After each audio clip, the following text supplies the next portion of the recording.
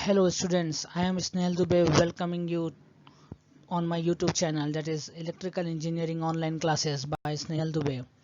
Yeah.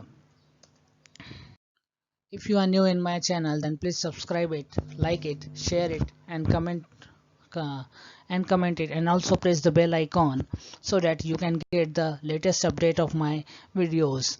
Okay, latest notifications. Let's start learning topic transformer, subtopic numerical based on transformer. Hey guys, as in my previous videos we have already discussed about the theory part, the derivation part of transformer, and as well as we have already discussed 6 numericals. Okay, we have discussed numerical based on EMF equation of transformer. We have discussed numeric no load condition of transformer. Okay, we have discussed now. So now we will discuss in this particular video numerical based. Hello. Question number 9 is a 400 oblique 200 volt. A 400 oblique 200 volt single phase transformer is supplying a load of 25 ampere at a power factor of 0.866 lagging on no load. The current and power factor are 2 ampere and 0.208 respectively. Calculate the primary current and find its angle. Okay so ये question था अपने पास, इसका given data आपको दिया हुआ है. The given data is V1 is equal to 400 volt, V2 is equal to 200 volt, I0 is equal to 2 ampere. I0 is the no load component of current. cos phi 0 is equal to 0.208 lagging power factor दिया है no load component of current का. I2 is equal to 25 ampere. cos phi 2 is equal to 0.866 lagging. Okay, to find I1 अपने को find out क्या करना है, यहाँ पर हमको सिर्फ यहाँ पर प्राइमरी करंट की वैल्यू फाइंड आउट करके देना है. ओके है ना. तो step number 1, to find transformation ratio के is equal to V2 by V1 is equal to 200 upon 400 is equal to 0.5. Sorry. Step number 2, to find I2 dash. I2 dash is equal to formula होता है K into I2 is equal to 0.5 into 25 is equal to 12.5 ampere. और I2 dash is equal to अपने को कितना मिल गया, 12.5 ampere. Okay, step number 3 है to find primary current I1, है ना.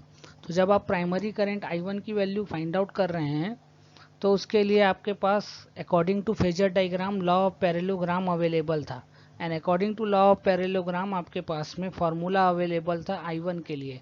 तो I1 का जो फॉर्मूला है वो बोलता है I1 is equal to root of I0 का स्क्वायर प्लस I2 डैश का square plus 2 into I0 into I2 dash into cos phi 0 minus phi 2 dash. Okay, तो अपने को क्या करना है, इसी को फाइंड आउट करके देना है ना. अब हमारे पास ऑलरेडी हमने क्या निकाल के रखा है, I2 डैश की वैल्यू फाइंड आउट की हुई है ना. हमने I2 डैश की वैल्यू फाइंड आउट की हुई है. I0 हमको दिया हुआ है और cos फाई 0 की वैल्यू दी हुई है, तो वहाँ से आपको इस फाई 0 एंगल की वैल्यू मिल सकती है और फाई 2 डैश में की वैल्यू आपको मिल जाएगी अगर आप cos फाई 2 से फाई 2 की वैल्यू फाइंड आउट करते हैं. और तो फाई 2 इज इक्वल टू क्या होता है, फाई 2 डैश होता है ना. तो अभी मैं यहाँ आपको सॉल्व करके बताता हूँ. सपोज करो हम यहाँ पे क्या कर रहे हैं. ओके, ये है अपने पास. अब इसको हम ले रहे हैं यहाँ से, तो ये हो जाएगा आपका cos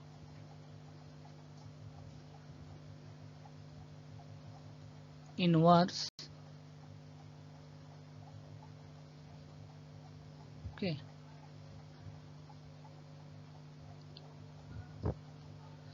एक मिनट.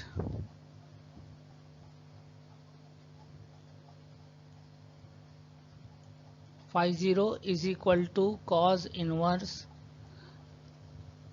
0.206. ओके, है ना. तो इसके अकॉर्डिंग आपको क्या मिल जाएगा, यहाँ पर फाई 0 की वैल्यू मिल जाएगी. बराबर है.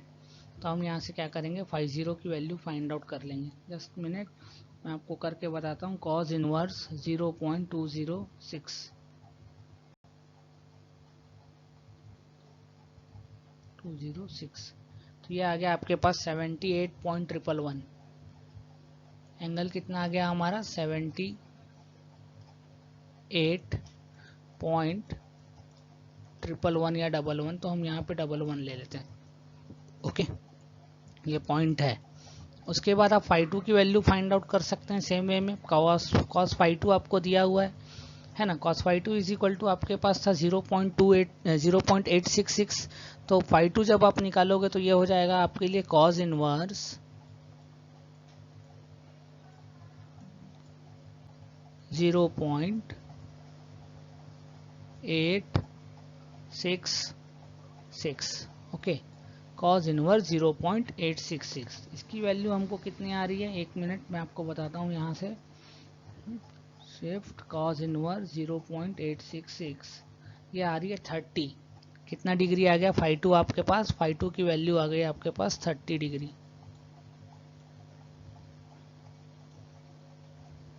ओके, यहाँ से अपने को अब जो फाई टू है तो एक्चुअल में क्या होता है, अकॉर्डिंग टू फेजर डायग्राम आपको जो वैल्यू मिलती है एंगल फाई टू की, वो हमेशा फाई टू डैश और फाई टू एक दूसरे के क्या होते हैं, बराबर होते हैं।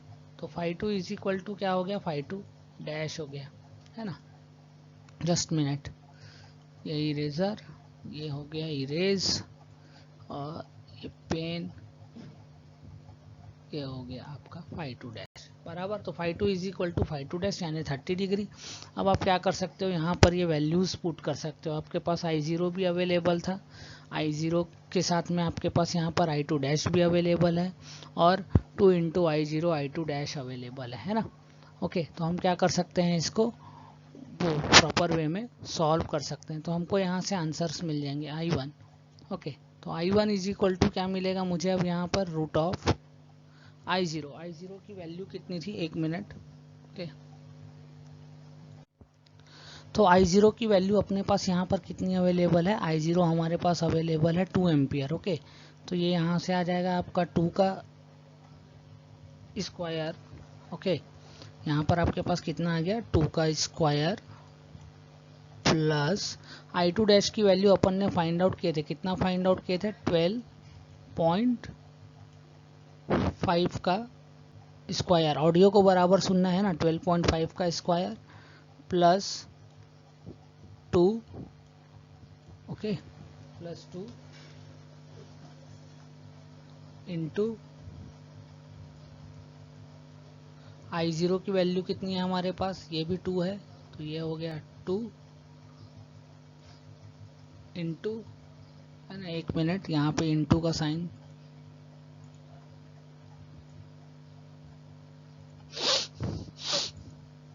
सॉरी, तो ये आ गया आपके पास में इंटू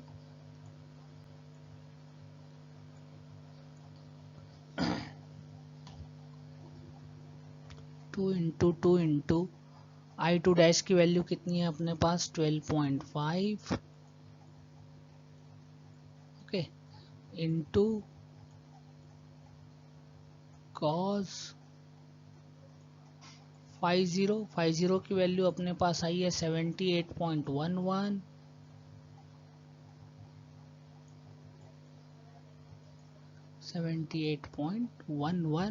माइनस 52 डैश की वैल्यू है अपने पास 30 डिग्री। कितनी है, 30 डिग्री। ओके, तो इसको हम जब सॉल्व करेंगे, तो 2 मिनट रुको, मैं इसको सॉल्व करता हूँ। रूट ऑफ I0 का स्क्वायर, यानी ये हो गया 2 का, इसको सॉरी, हाँ ये हो गया 2 का स्क्वायर, अरे यार, आई रूट ऑफ I0 का स्क्वायर यानी 2 का स्क्वायर, I0 का स्क्वायर 2 का square,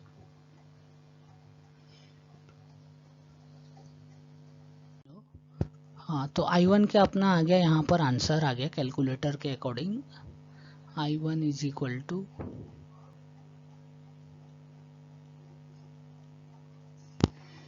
13.91 ampere.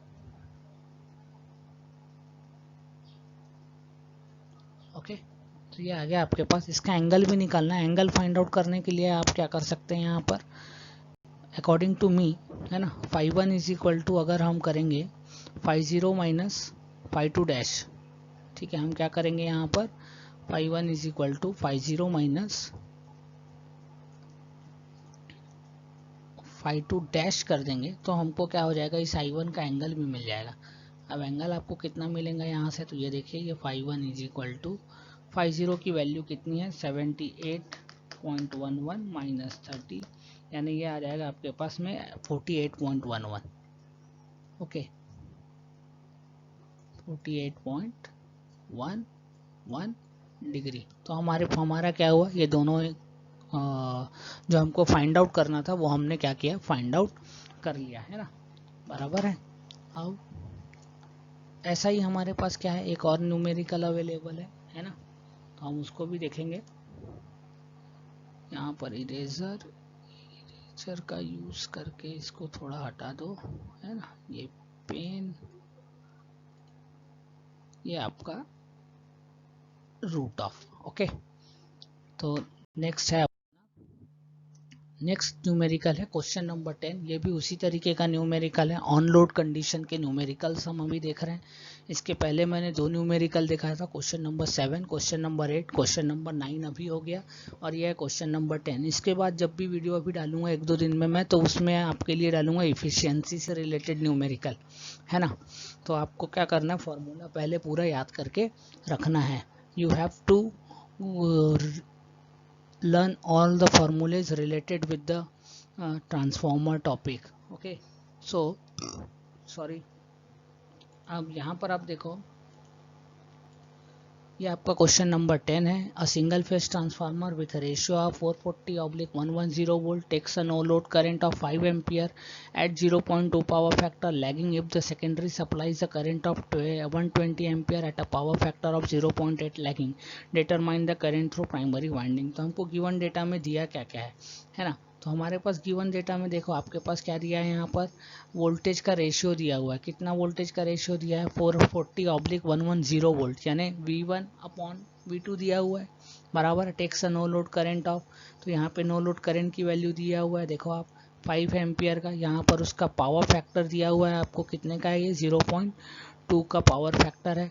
Lagging power factor, if the secondary supplies the current of, secondary supplies the current of, यानी सेकेंडरी वाइंडिंग से करंट कब पास होता है, तो वाइंडिंग से करंट पास करता है जब वाइंडिंग में लोड कनेक्टेड हो, तभी वहां से करंट पास करेगा, अदरवाइज करेगा क्या, करंट पास नहीं करेगा। तो 120 एम्पियर का करंट यानी I2 की वैल्यू दी हुई है, उसके साथ में उसका पावर फैक्टर यानी cos phi2 0.8 lagging power factor दिया हुआ है। तो ये हमारा क्या है, सभी गिवन डेटा है, ओके, है ना। तो द गिवन डेटा इज, अब यहाँ पे देखो V1 is equal to 440 volt, V2 is equal to 110 volt, I0 no load component of current 5 ampere, cos phi 0 0.2 lagging, I2 120 ampere and cos phi 2 0.8 lagging।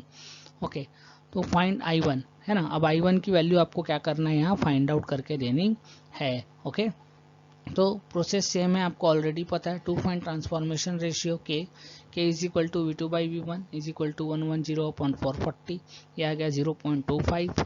Okay, यहाँ से आप आगे बढ़ो, तो आपको निकालना पड़ेगा I2 डैश, है ना। I2 डैश क्यों निकाल रहे हैं हम, तो I2 डैश निकालना पड़ता है हमको क्योंकि जब आप I2 डैश फाइंड आउट करेंगे तभी आपको I1 की वैल्यू मिलती है। स्टेप नंबर 3 में हम देखेंगे। Okay, I2 dash is equal to, formula क्या है आपके पास, K इंटू I2, तो K की वैल्यू कितनी है 0.25 इंटू 120, यानी I2 डैश आ गया 30 एम्पियर का। नेक्स्ट आ गया आपका step number 3, to find I1। आपको लॉ ऑफ पैरेललोग्राम के अकॉर्डिंग लैगिंग पावर फैक्टर के लिए फॉर्मूला ऑलरेडी पता है, अभी तक हमने इससे पहले 3 न्यूमेरिकल देखे हुए हैं, है ना।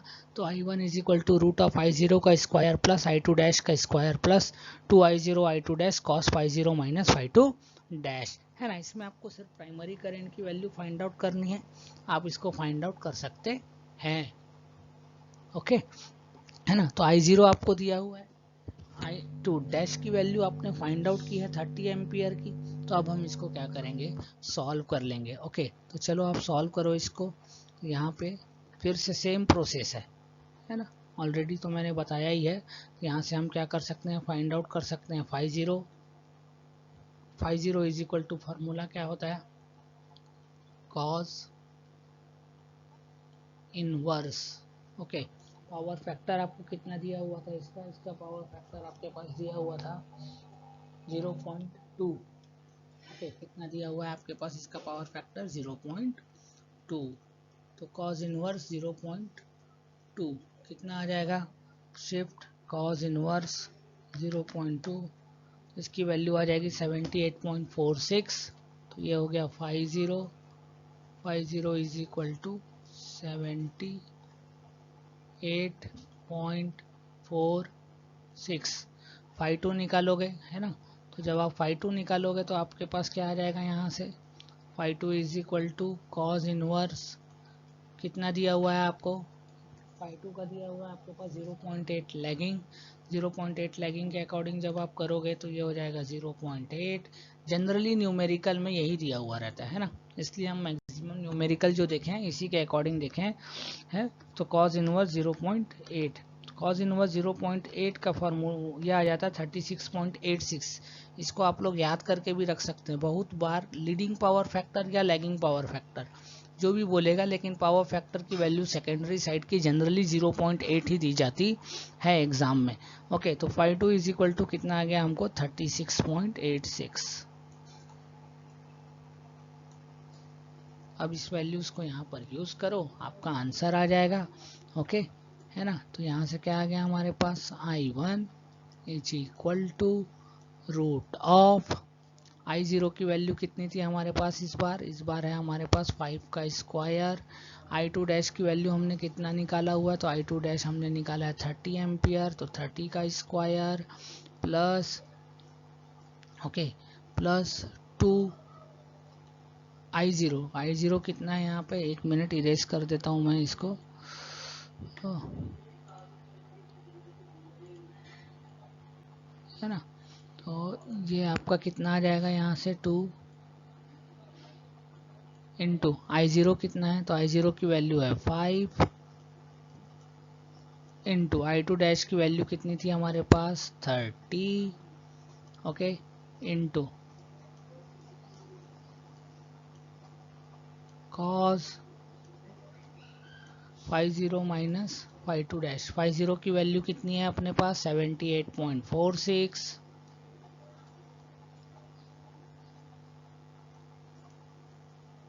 और 6 माइनस 36.86।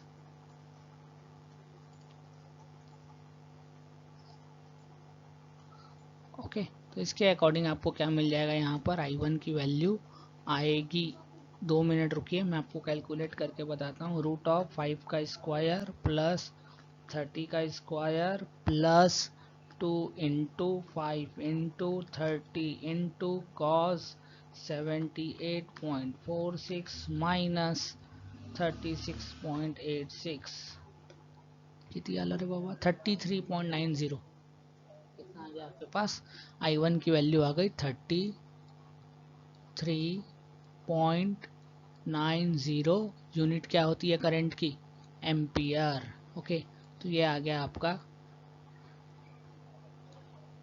ओके, तो एक और चीज आप लोग याद रखो, ये न्यूमेरिकल्स एग्जाम में पूछे ही जाते हैं, इसको बाय हार्ट करके रखना चाहिए।